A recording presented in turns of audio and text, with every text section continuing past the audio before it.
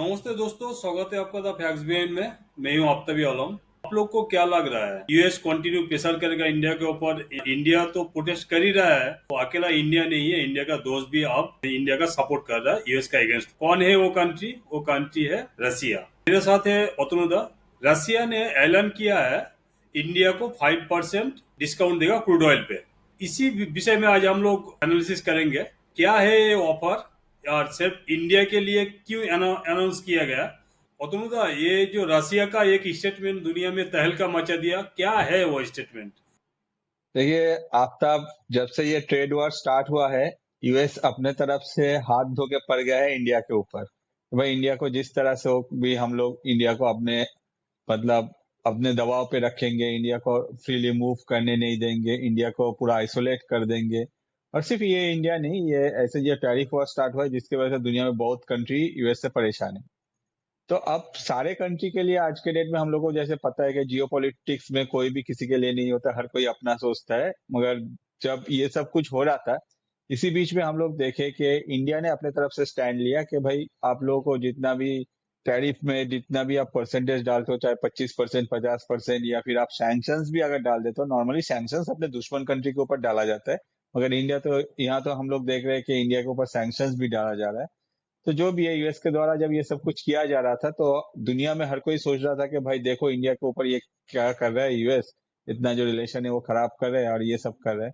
On the other side, कोई भी ये उम्मीद नहीं किया था कि इंडिया जब रशिया से ऑयल खरीदने के लिए जब ये वार शुरू हुआ था, उस टाइम में भी रशिया का साथ दिया था कि भाई कोई भी कुछ बोले हम लोग ऑयल खरीदेंगे।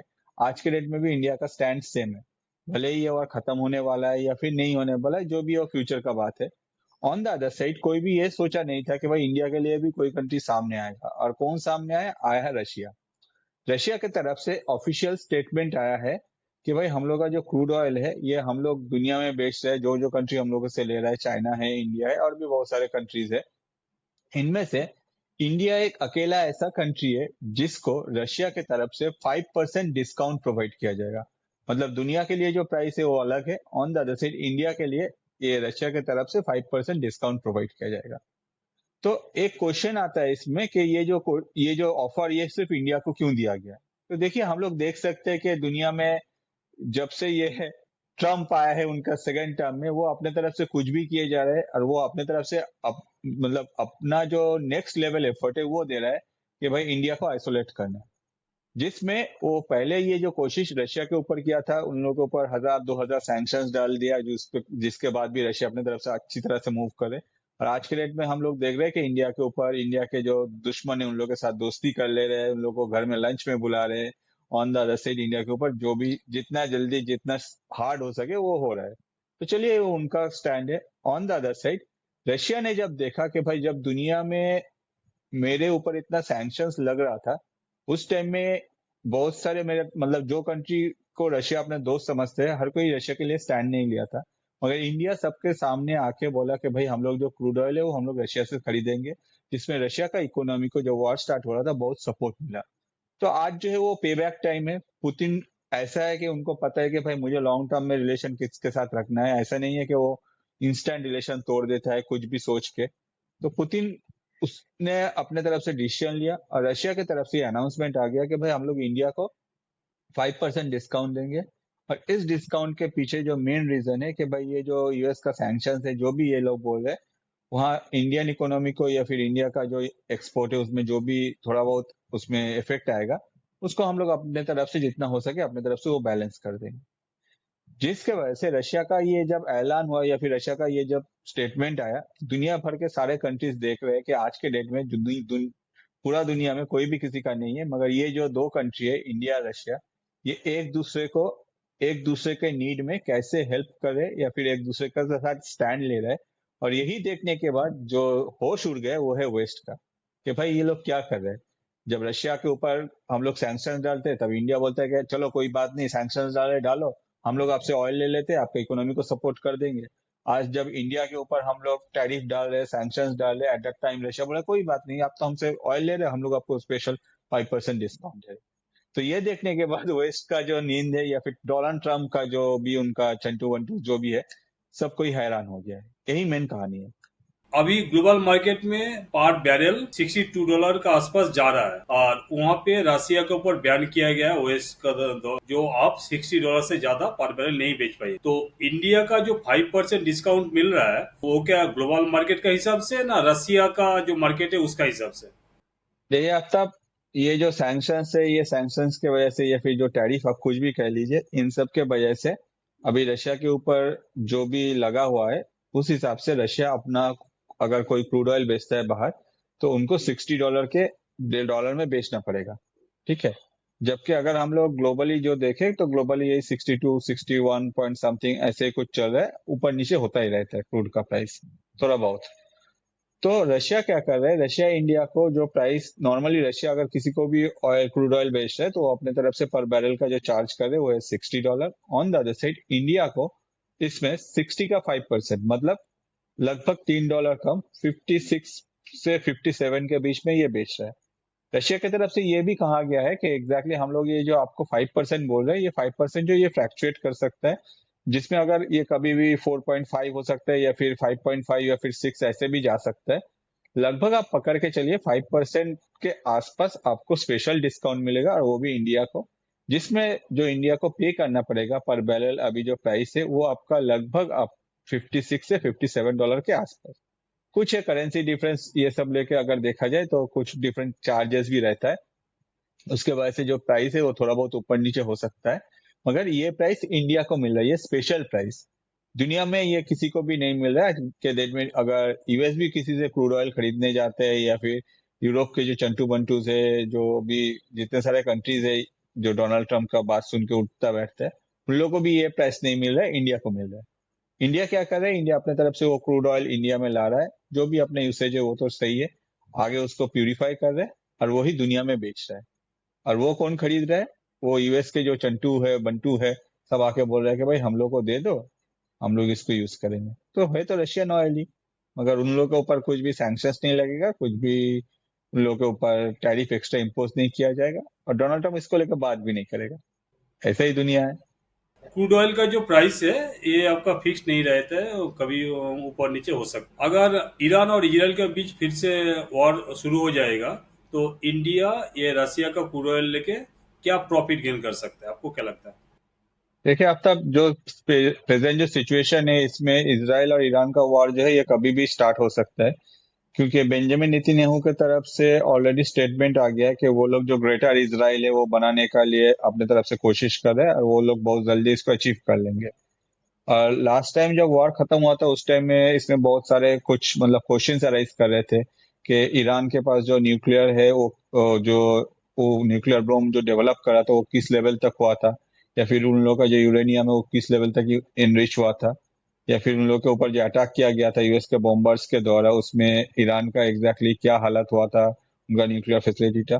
तो बेंजामिन नेतन्याहू जो है वो रिस्क नहीं लेना चाहते, वो अपने तरफ से ईरान का ये जो टोटल प्रोग्राम है न्यूक्लियर, इसको खत्म करना चाहते हैं, जिसके वजह से उन्होंने अपने तरफ से स्टेटमेंट दिया। भले ही अभी तक सीज फायर है, मगर ये सीज फायर कभी भी टूट सकता है, जैसे आपने कहा। ऑन द अदर साइड ये सीज फायर टूटने से क्या होगा, ये सीज फायर टूटने से जैसे हम लोग को पता है कि दुनिया में फिर से एक और वॉर स्टार्ट होगा, भले ही उस टाइम में रशिया यूक्रेन का वॉर खत्म हो या फिर ना हो। और इस वार में क्या होगा, इस वार में जो क्रूड ऑयल का प्राइस है वो अफेक्टेड होगा। क्यों? क्योंकि ईरान नो डाउट एक क्रूड ऑयल प्रोडक्शन करने वाला कंट्री है। ऑन द अदर साइड जो भी ईरान के पास जितना भी स्टोरेज है उसके ऊपर इस बार इसराइल अटैक करेगा। आप बोल सकते हैं कि मगर ईरान के ऊपर तो सैंक्शन डाला है, वो एक्सपोर्ट नहीं करते। ये बात भी सही है, ईरान के ऊपर सैंक्शन डाले वो एक्सपोर्ट नहीं करते, मगर दुनिया में अगर वॉर स्टार्ट होता है तो नो डाउट क्रूड का प्राइस जो है उसके ऊपर इफेक्ट आएगा। ठीक है। ओपेक अपने तरफ से हो सकता है कि प्रोडक्शन बढ़ाए, मगर इन सब में एक चीज तो पक्का है कि हम लोग को जो डिस्काउंटेड प्राइस में रशिया क्रूड ऑयल दे रहा है वो हम लोग खरीद पाएंगे। और अगर हम लोग वही डिस्काउंटेड प्राइस में खरीदते हैं और ग्लोबली अगर क्रूड का प्राइस बढ़ जाता है तो इंडिया क्या करेगा, इंडिया अपने तरफ से जो ऑर्डर है वो ज्यादा प्लेस करेगा। जैसे हम लोग देख रहे थे कि लास्ट जब से हम लोग रशिया से क्रूड ऑयल ले रहे हैं, तो जुलाई के टाइम में थोड़ा बहुत हम लोग अपना जो ऑर्डर है वो कम प्लेस किए थे, उसके बाद अभी जो है सितंबर अक्टूबर में जो भी डिलीवरी होने वाला है ये काफी हाई है वॉल्यूम में, जिसको लेके यूएस भी अपनी तरफ से कंसर्न रेज किया। तो ठीक है, अगर हम लोग अपने तरफ से ज्यादा ऑयल लाते हैं, ये इंडिया में प्यूरिफाई करते हैं और उसको हम लोग बाहर में ग्लोबली कहीं भी बेच देते हैं, तो इंडिया का तो प्रॉफिट ही है ना। अब जो वॉर है वो हम लोग का पार्ट नहीं है, वो इसराइल और ईरान का है, या फिर यूएस अगर उसमें घुसता है तो यूएस का है।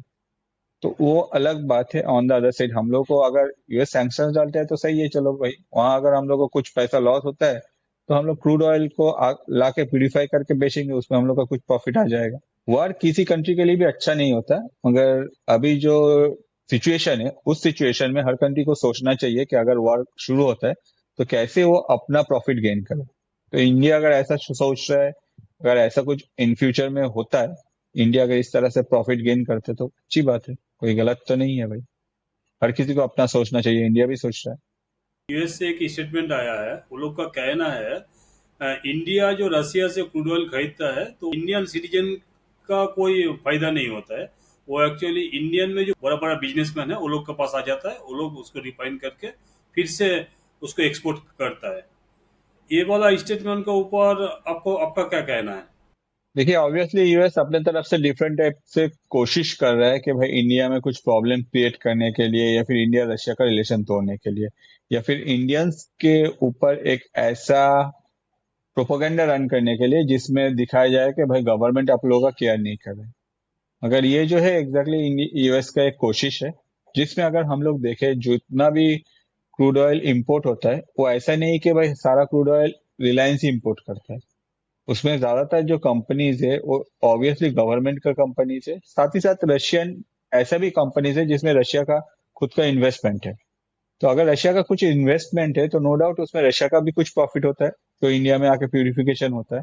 इसके अलावा भी अगर हम लोग देखें जो गवर्नमेंट के जो भी कंपनीज है, चाहे वो इंडियन ऑयल हो, बीपीसीएल हो, तो ऐसे बहुत सारे कंपनीज है, वो लोग भी जो प्रॉफिट गेन करे उसमें भी ऑब्वियसली इंडियन गवर्नमेंट का प्रॉफिट है।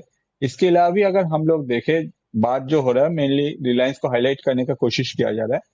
तो अगर रिलायंस कुछ क्रूड ऑयल खरीदता है रशिया से और इंडिया में प्यूरिफाई करता है, तो ऑब्वियसली ये प्यूरिफिकेशन करने के लिए तो इंडिया में जॉब क्रिएट हो रहा है।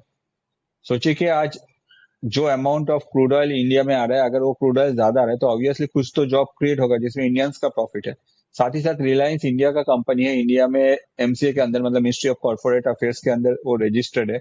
वो अपने तरफ से जो भी टैक्स है वो दे रहा है गवर्नमेंट को, तो उसमें गवर्नमेंट का प्रॉफिट है। अब ऑब्वियसली जब कोई भी बिजनेस करता है, वो बिजनेस में जो भी जिसका बिजनेस है, जो भी जिसका, उसको तो कुछ ना कुछ प्रॉफिट होगा। अगर वो अपना बिजनेस बढ़ाता है तो उसका प्रॉफिट बढ़ता है। मगर इस चीज को सिर्फ हाईलाइट करना है, ये है एक यूएस का हिपोक्रेसी। ये यूएस इसलिए करना चाह रहा है, यूएस इस तरह से इसको रन करना चाह रहा है कि भाई देखो इंडिया जो कर रहा है सिर्फ दो तीन बिजनेसमैन के लिए कर रहे हैं। अगर देखा जाए ये ऑपोजिशन के लिए एक बहुत ही अच्छा पॉइंट है, ऑपोजिशन इसको लेके ज्यादा रेस करेगा, आगे गवर्नमेंट के पार्लियामेंट में जाके इसको लेके इश्यू क्रिएट करेगा। ऑन द अदर साइड अगर लॉजिकली देखा जाए तो इंडियंस का फायदा है।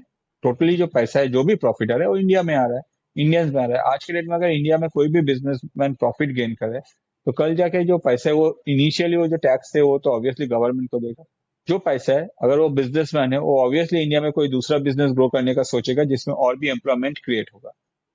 तो इस हिसाब से देखा जाए तो इंडिया का प्रॉफिट है। और ये बहुत ही अच्छा है कि प्राइवेट सेक्टर गवर्नमेंट सेक्टर एक दूसरे के साथ मिलके आगे जाके प्रॉफिट गेन करे। यही होना चाहिए कंट्री का इकोनॉमी को अगर ग्रो करना है सही से। तो दोस्तों आप लोग को तो पता ही है, हम लोग नया एक सेगमेंट चालू किया जिसमें हम लोग एक तो क्वेश्चन देते हैं आपको, तीन तो ऑप्शन रहता है, सही जवाब को हम लोग लाभ रिएक्ट देते हैं। तो आज का क्वेश्चन है, कौन सा साल है जिस साल में यूएस ने ईरान का ऊपर सैंक्शन डाला था जो ईरान क्रूड ऑयल एक्सपोर्ट नहीं कर सकता है?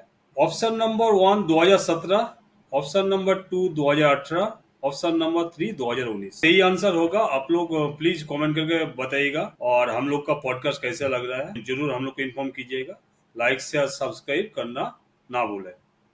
थैंक यू, जय हिंद। थैंक यू तुम। थैंक यू आफ्ताब, जय हिंद।